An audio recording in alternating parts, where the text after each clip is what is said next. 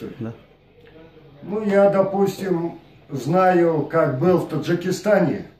Я встречался с людьми, очень хорошие люди, которые говорят про них, вот мусульмане, что-то плохое. Это все бред. Человек, который не побывал там, может не судить об этом. Я был там. Я приезжал в гости. Я знаю, какие это люди гостеприимные.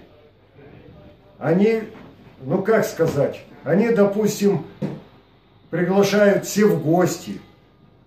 Если вот даже я заблудился, ну где-то оказался не в том месте, пошел по городу, не могу найти, я захожу в любой дом, меня примут, как дорогого гостя, накормят, напоят, найдут того человека, кому я приехал в гости. Я не знаю, как сказать, это просто те люди, они не знающие, которые вот это могут сказать, что если вот он мусульманин, значит он плохой человек.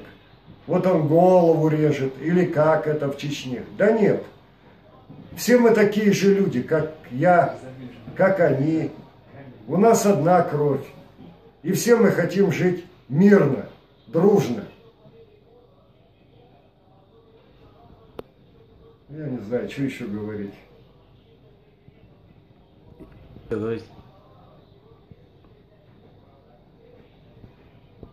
Ну, меня зовут Евгений. Я с Нерюнгри. Это с Якутии.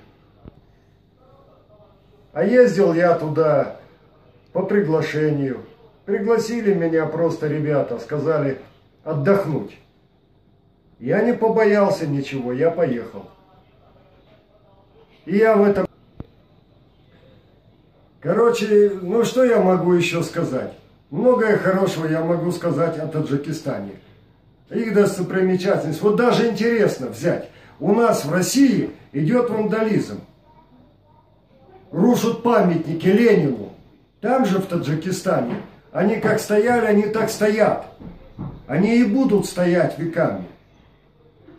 Потому что они или уважают этот строй, или как. Ну, факт тот, что это люди с большой буквы. Зря думать о них плохо. Я хочу просто передать, у меня очень много там знакомых в Таджикистане. Привет, ребята, кто меня увидит? Салам.